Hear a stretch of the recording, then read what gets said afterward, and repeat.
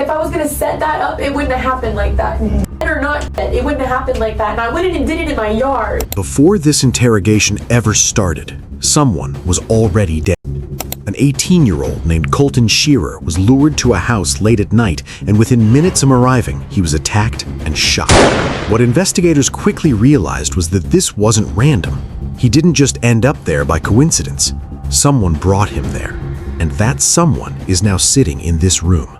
Before the detective even builds a case, before any real pressure is applied, she's already pushing back, not hesitating, not confused. She's already defending herself. And that matters because people don't usually defend themselves this early unless they already understand what they're being connected to.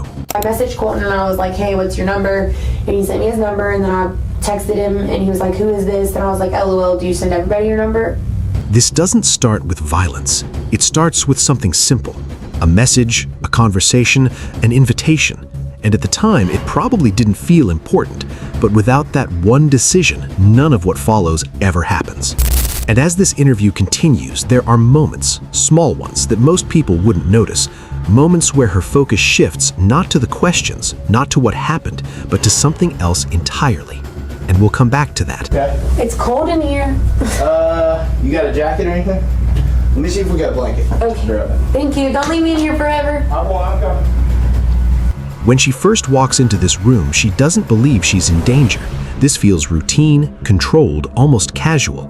The detective keeps it calm, keeps it comfortable, because at this stage, the goal isn't confrontation, it's cooperation. I know you're witnessing this whole thing, but because we're talking to you in here, I'm just going to read you your rights, okay? And just go over this form. Doesn't mean you're in trouble, doesn't mean you're going to jail, anything like that. It's just something I want to make sure we do. Okay. I'm not nervous about going to jail or any of that because I didn't do anything. There you go. There you go. And if you need me to sign or do anything, I will. I'm trying to help them as much as I can, but I don't really know much. Okay. Well, that's the best thing you can do right now, And anyway. trust me, when there's a gun shooting at your house, I've never had it happen, but I definitely, I don't know. You want to cooperate anyway, right? Well, I mean, not even that. I didn't do anything to be uncooperative about, but I just, it's a lot, it's blurry. It's But I mean, help it's us the best you can, anyway. Well, yeah, it's just confusing and Okay. blurry. Well, I'm not trying to insult your intelligence or anything, but I'll explain this to you, okay? I know you finished high school, right? Okay. You been at college or anything? Okay, but you understand the I've been English to senior language? school. Okay. You're not under the influence of drugs, alcohol, or anything like that? Okay. These are your constitutional rights, and I'll read it to you, but you have the following rights under the United States Constitution. You have the right to remain silent. Anything you say can be used against you in a court of law. This is where everything quietly changes. Because even though she's being told she's not in trouble, this is no longer just a conversation. Every word from this point forward is recorded, documented, and can be used against her. In work, he called me back, and he was like, I'm on 16. What's the address? The one you sent me, is it working? Is it county or country? The address doesn't work. He calls again, tries again, and somehow still finds the house. That's where things start to move beyond coincidence. By my house, I was like standing out inside the porch. He drove by my house like a few times, like up into my driveway.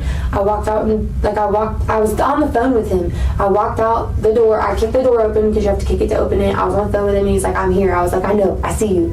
And then he got out of his truck. He walked around the back. He like started walking up to the porch. This is the last normal moment. After this, everything accelerates, and nothing that follows feels accidental anymore. And only one person came from this way, and it looked like they started rumbling and fighting. No guns, no nothing, but I freaked out. I ran inside. I did not shut the door. I told Celeste to go back to the back bedroom, like, I don't know what's happening. She started screaming and crying, and she was scared because as soon as I said that, boom, a bullet went. And I was like, I dropped to the floor, and I like slid across, and I don't know if it came out of the kitchen or if it came out of the living room, but apparently there was a bullet that came through the mirror. She says she didn't see anything clearly, just movement, just sound, just reaction. That's how she frames it. I really didn't even see this person until they were like on the ground right here. Like until I saw someone on top of Colton. Like I thought it was like somebody got out of the other side of the truck and came up and was like playing. But as the interview continues, something changes. Her description becomes more detailed, more specific, more structured. She says she didn't see anything, but then describes exactly what happened, the positioning, the sequence, the interaction, and that creates tension in the story, because when memory is unclear, details usually disappear, they don't become more precise. And then this happens. She notices the camera. Not the detective, not the questions, the camera. And once she realizes she's being watched, her behavior shifts. She adjusts herself, fixes her posture, repositions, and for a brief moment, her focus isn't on the investigation anymore. It's on how she appears on camera. Now, this doesn't prove anything by itself, but moments like this are rarely random. They usually happen when someone becomes aware of how they're being perceived. And once that awareness is there, everything else needs to be looked at differently. But I just kind of wanted you to know that these situations, 110% of every single one I've been here, and it's played out just like this situation, the same thing happened, okay? The only thing that happened this time is it went farther than it normally would. Those people were not randomly there. What do you mean in my situation? This situation, the whole situation. All we're trying to find out is why those people are there and who they are, okay? And our best shot is for you to tell us, because they did not pick that address randomly and happened to be there when That the guys... address has been out for weeks. What address? That address, the power was turned off at the house and we were supposed to leave the house, but me and Celeste were there tonight just hanging out. I understand that, but those guys did not show up there randomly. I understand that. So either you facilitated something or your friend did, but the bottom line is it didn't happen without your knowledge. So this is... That what just happened in my yard with those people? I don't think that you intended for what happened to happen. I'm saying those people that came there, you have some knowledge about who they are. I don't. I swear to God, I don't. And that's the moment the conversation changes. This is no longer about what happened, it's about why it happened. This is now a homicide investigation.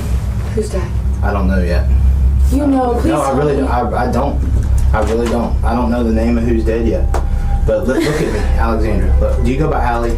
Yes. Allie, I need you to take. You need to take this very seriously. I'm not saying anything, but someone was murdered in your front yard. Don't say that. I didn't go outside to make sure they were okay. I didn't go outside to check on them. I didn't go to the next door neighbor's house and call 911. I didn't do any of that. I just stayed at my house. Allie, that I'm not saying that there's anything that you could have done to change tonight. The reason why I could have just went to bed. I could have stayed with Celeste. We didn't have to go to my house. We didn't have to find anybody to hang out with. We didn't have to do any of that. Yeah. And just like that, everything shifts. The tone, the pressure, the reality of the situation. This is no longer just a conversation. give me something so I can go back and I can tell them that you're being honest with me. There were 3 black guys. Okay. And I don't know any other names. And then 1 white guy. Tell me how all this came out to be then.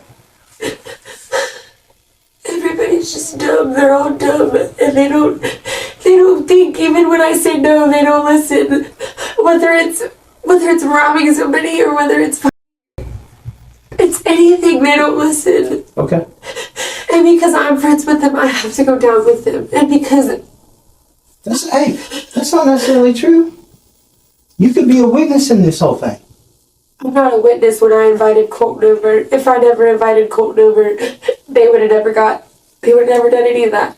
And that's the moment it becomes real. Not because of what she admits, but because of what she realizes. The chain of events doesn't start with the attack, it starts with the invitation. And without that, none of this unfolds the way it did. She didn't pull the trigger, but without her, this never happens. So the question is, was this just a mistake? Or did she understand more than she's saying before any of this even started?